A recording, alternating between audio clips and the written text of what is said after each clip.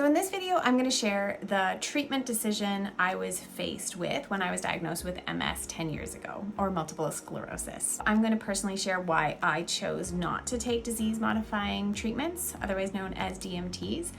But I'm also going to share the different types of healthcare practitioners that I sought out for a healthcare team and a holistic approach to caring for myself.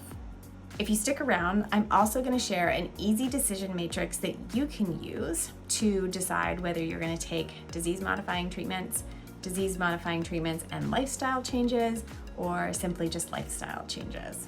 But what I'm hoping that you really learn is how to seek out different types of healthcare practitioners, what they can offer you in terms of treatment, and how you can take care of yourself so that you can live well with this fun autoimmune sidekick, as I like to call it, otherwise known as multiple sclerosis. All right, disclaimer time.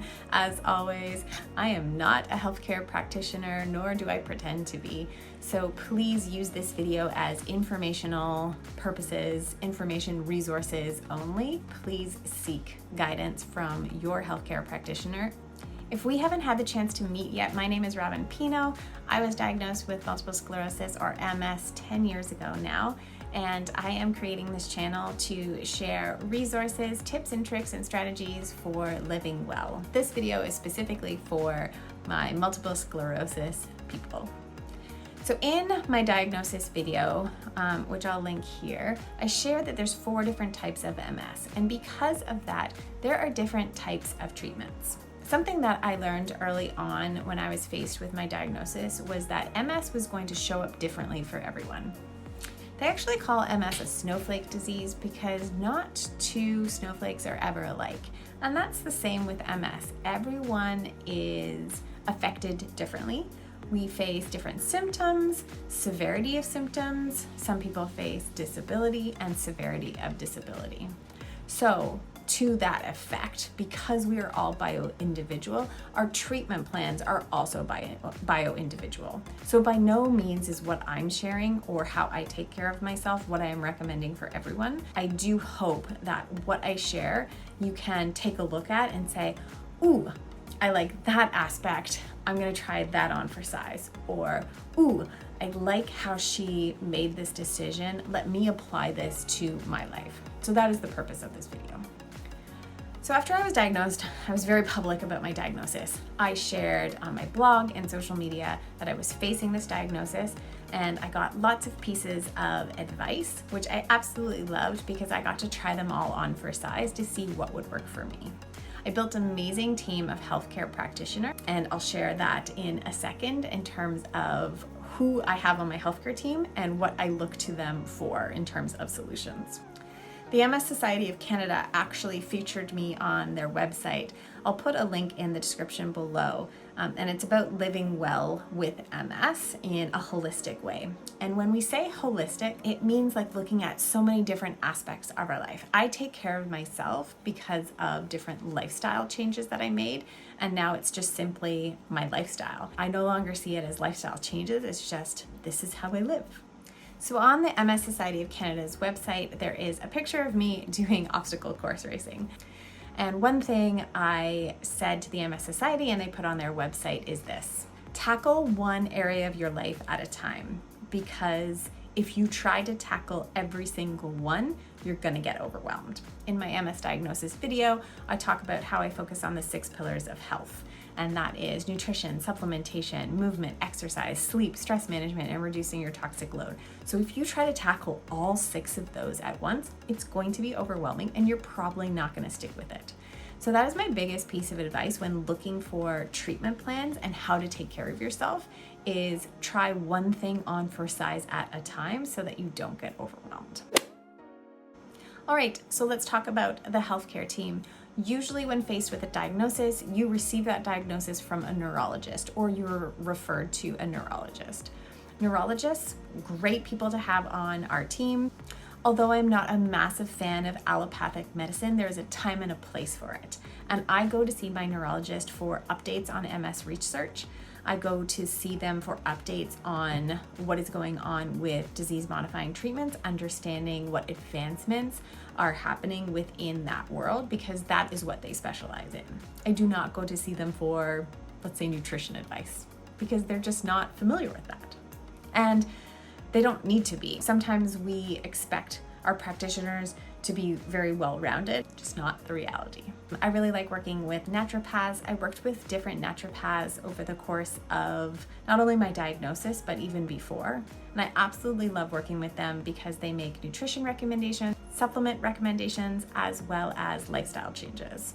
I love getting my blood work done, so I'll usually go to my family doctor, get blood work requisitioned, and then after I get the results, I'll take that to my naturopath so we can take a look at my minerals and vitamin levels and see if I'm deficient in any area and might need to supplement.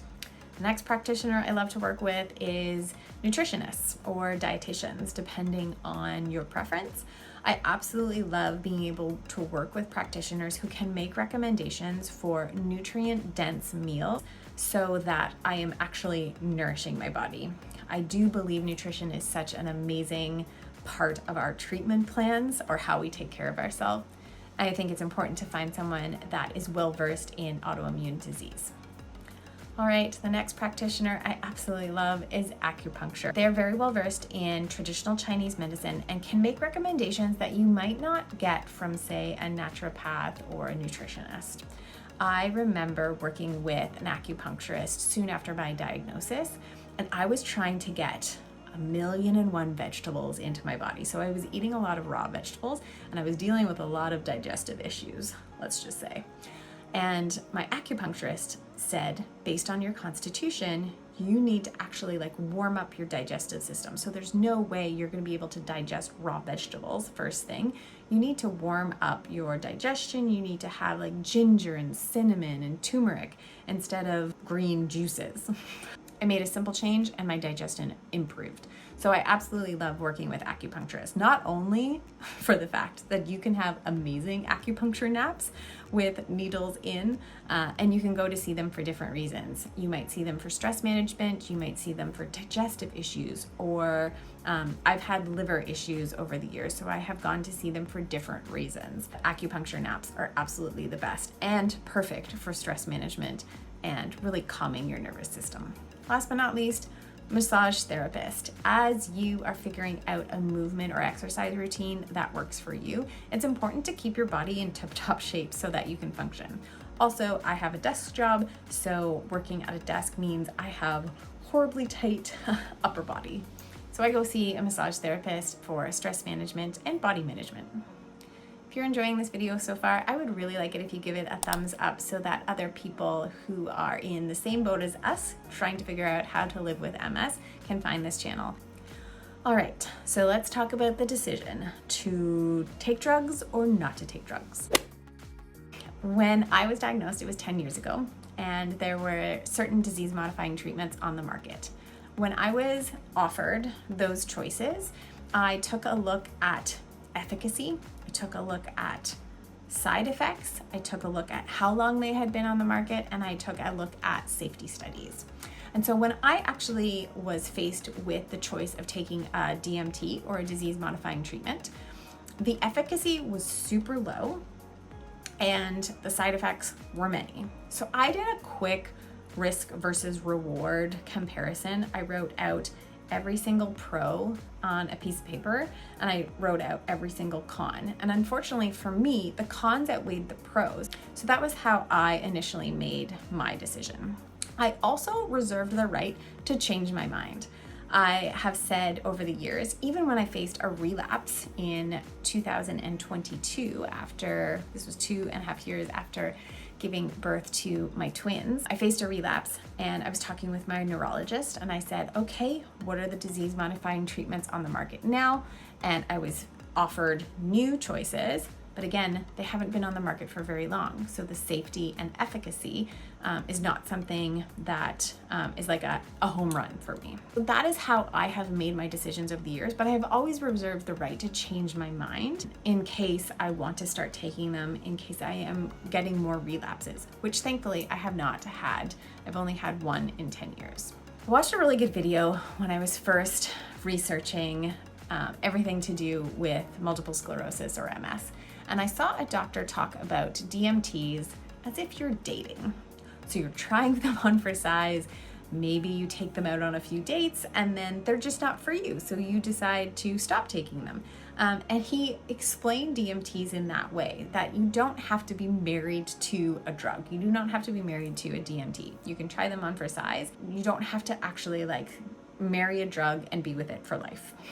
You can date them and choose to stop dating them if you want. The other thing that I have learned over the years is whenever I get introduced to someone who is newly diagnosed, they make a decision to go on DMTs and change their lifestyle at the same time. And then I've also talked to people who have chosen DMTs from the start, have made the lifestyle changes, and then want to come off of the DMTs. So there are so many decisions that you can make, and that's why I say that there's not a one-size-fits-all answer. It really truly is unique and individual for each of us.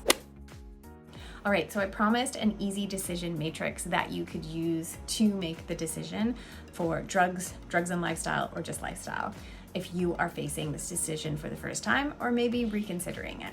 I'm gonna put up an image where we've got on one hand side the different things that we want to look at. So we wanna look at cost, consistency, efficacy, and side effects.